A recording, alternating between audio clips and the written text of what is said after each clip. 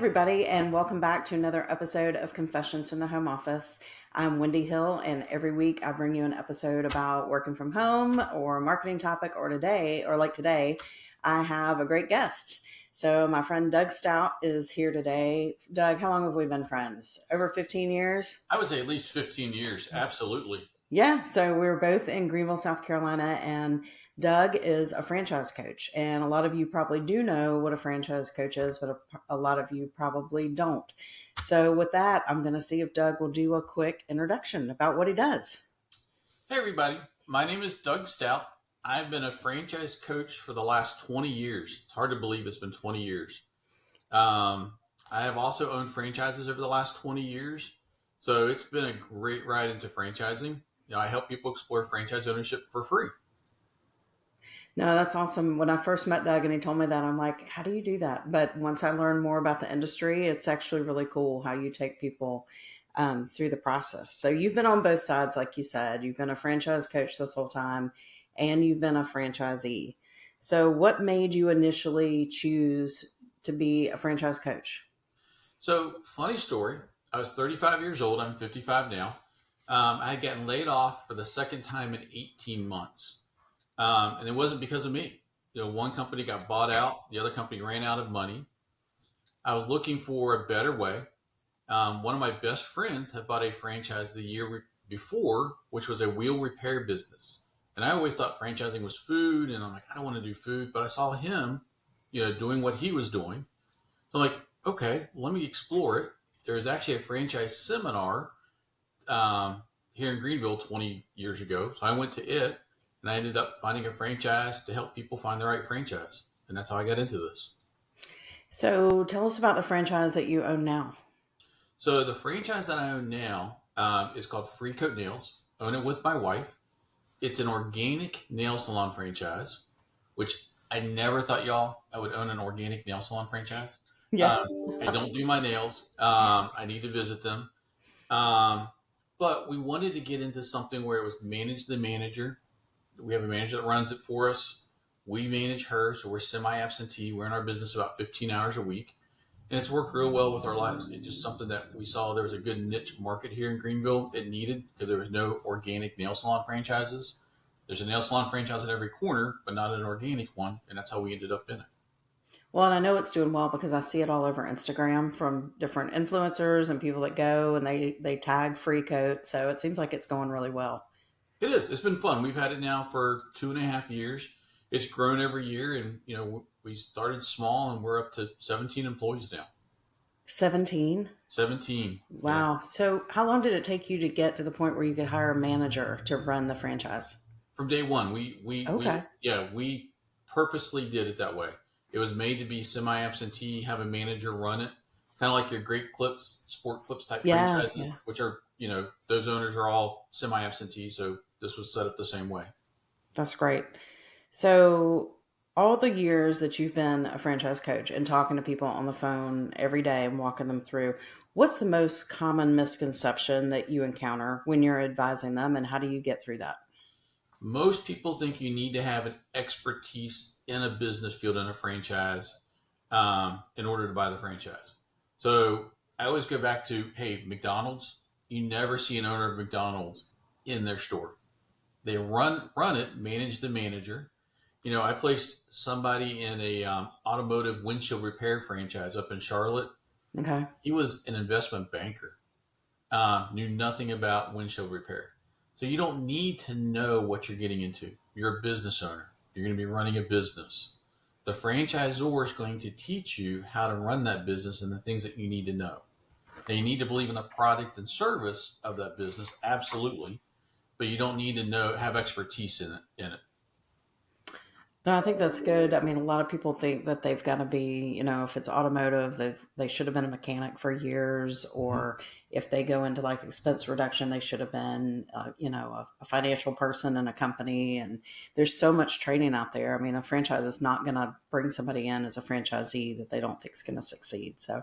Oh, absolutely. There's a whole formal process that franchisors and franchisees go through to investigate each other, because it's got to work for both people. Because if it doesn't, you don't need to be in business, and the franchisor doesn't want that either. And that all has to get disclosed to you in disclosure documents.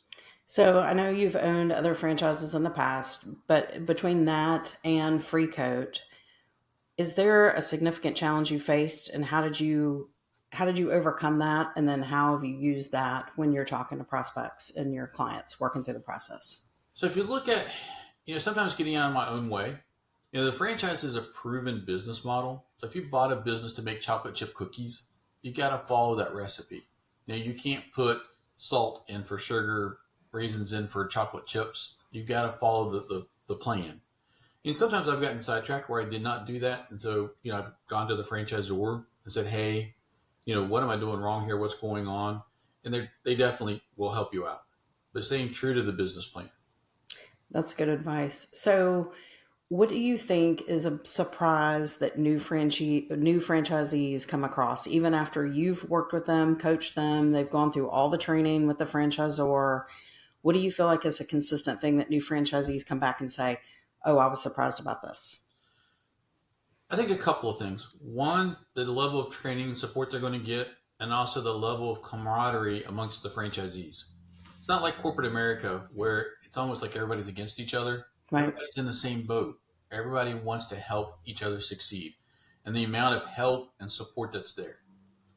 I think the other thing people forget sometimes is, hey, you've bought a business just because you bought it doesn't mean, hey, it's going to run itself. right, You've got to be a business owner. You've got to make decisions. You've got to show up for work. You just can't, hey, I bought this. Here's my shingle. It's all going to work out. It right. doesn't happen that way. It's the same thing with a job. You just can't show up and it's all going to work out. Right. I have a client who's a franchisee out in the Midwest, and he always has these quarterly meetings with other franchisees. And he always comes back like feeling really good because it's not just him and his employees. He's actually gone and talked to other people, and he gets all these ideas, and it's like extended family. So I Oh, think that's great. absolutely. Yeah, you get some great friendships and great families. There are people in that first franchise I still talk to today, and it's 20 years later. That's great. That's great. How do you feel the franchise industry has evolved since you got into it as a franchise coach? And how do you feel like there's any trends that are starting to show up now? New So trends, it's very interesting because I've been in it since 2004. right?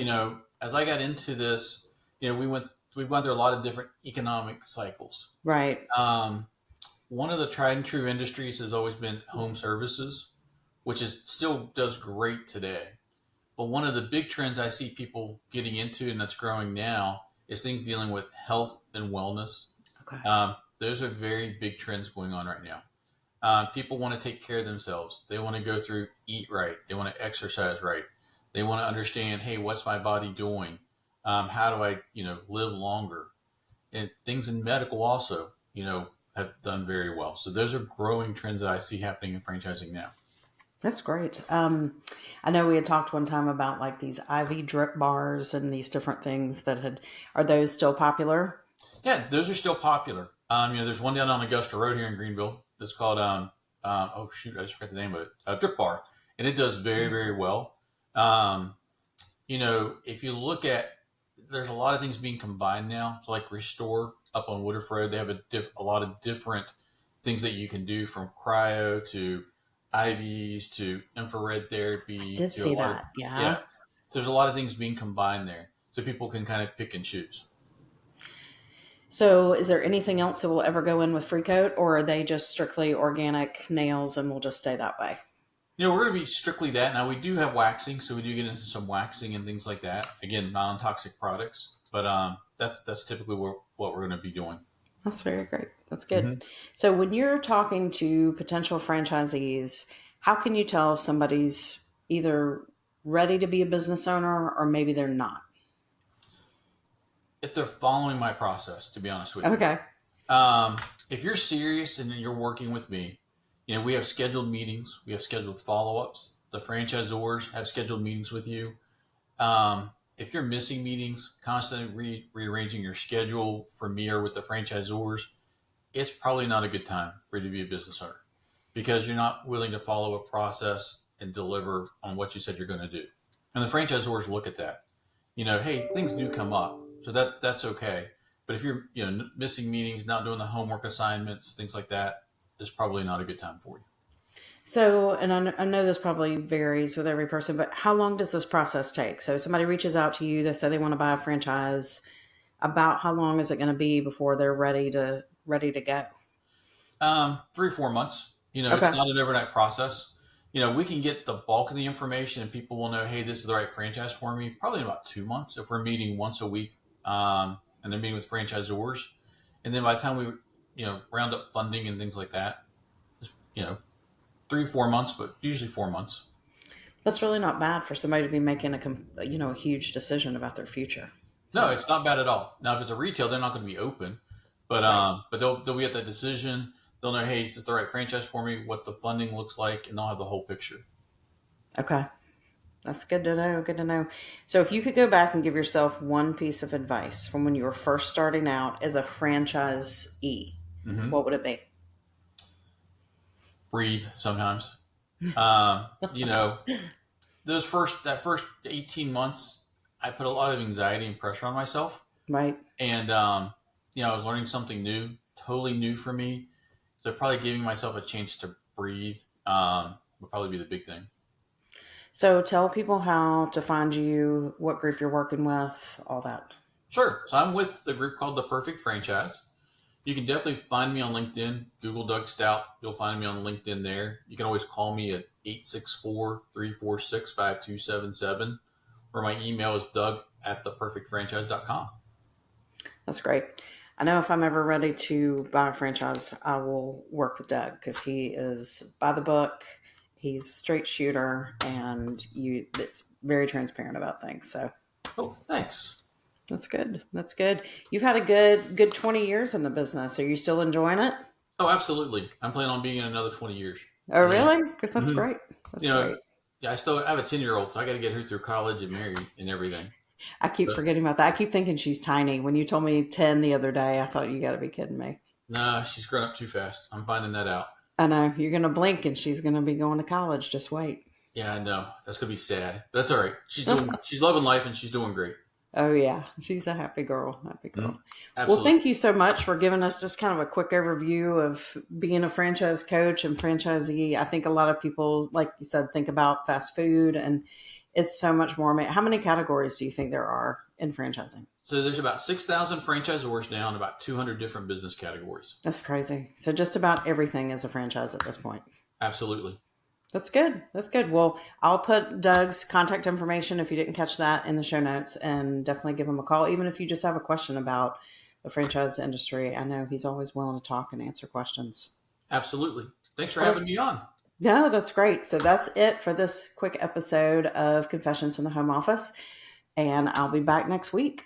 Thanks. Thanks.